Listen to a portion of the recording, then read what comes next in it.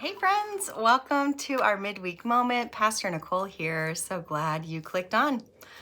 Well, this week we continued on in our sermon series, The Call, Answering God's Invitation.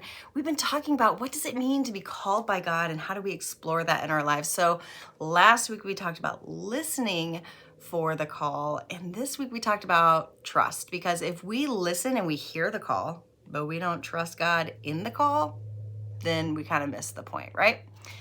And, it got me thinking, there are a lot of things in our lives that we put our trust in. So this morning I got in my car. I trusted that it was going to work as I drove down 116 to get to the church, right? I trusted that the brakes were going to work. I trusted that it was going to turn on when I put my key in the ignition. I trusted that the blinkers were working. I put a lot of trust in that car. I also put a lot of trust in the motorists on the road. I don't know any of them necessarily, but I trusted that they were going to be following the rules of the road so that I could safely drive on that road. It's a lot of trust, right? It's not really something we think about. We just do it. We have this trust. There are other things in the world that we put our trust in. We trust that the sun is going to rise every day, right? Even if we can't see it, we trust that it's there and that it's doing its job, right? So there are a lot of things that we put our trust in, that we even blindly put our trust in. So the question becomes, why then is it so hard for us to trust God? Can't see God, but we can experience God, we can feel God, we can hear from God. Why do we have such a hard time putting our trust in God?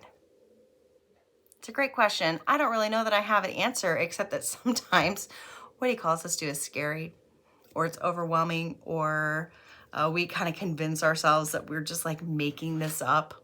It's not real. We just kind of put it on the back burner. I'll get to it later.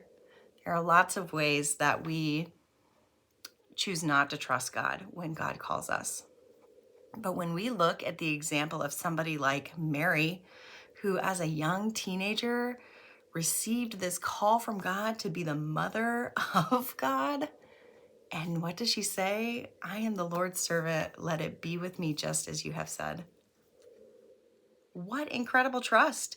I'm not saying that Mary never, had moments of doubt, or Mary, never had any, I have all these questions I need answered. I'm not saying that, because I'm sure Mary was a very human person who had very human emotions. And, I'm sure she left that meeting with that angel and thought, what did I just sign myself up for? But she shows such great trust in that moment. And so how can we be like Mary and show trust in God? Well, it takes us taking that step of faith and really believing that if God has called us, God will be with us. We're not doing it on our own. He's not asking us to go off and handle it on our own. He's not sitting there with like popcorn, like, ooh, I wonder how Nicole's going to handle this. This is going to be great to see. No, he's right beside us. And I really loved Gina's small talk last week, where she talked about how God is holding our hand. What a beautiful image that we can really cling to, that God is holding our hand, walking alongside us when we answer the call that he has placed in our lives. So I just want you to kind of be thinking about, what are some things that we blindly put our trust in that maybe don't even deserve our trust? Maybe some do. And why then are we having such a hard time putting our trust in God? And I think if we can kind of think on that a little bit and realize that, wow, I really blindly trust a lot of things in my life. Maybe I can trust God because God has my best interest at heart. God is not going to call me to something and then just like, see you later, good luck. He's going to be there right beside us, showing us, equipping us, guiding us along. And so That's what I'm going to be thinking about this week. What is God calling me to that I just need to trust and have faith and know that, yeah, God's going to be with me. I can do this because God is going to work through me. I can trust God to not call me to something that he's not going to help me through. So as you're thinking a little bit about trust this week, thinking about all those things that, we just put our trust in, put those in the comments because I'd love to see like what you come up with. What are some things that you put your trust in? And then maybe we can think about like, okay, if I can trust this, then yes, I can trust God.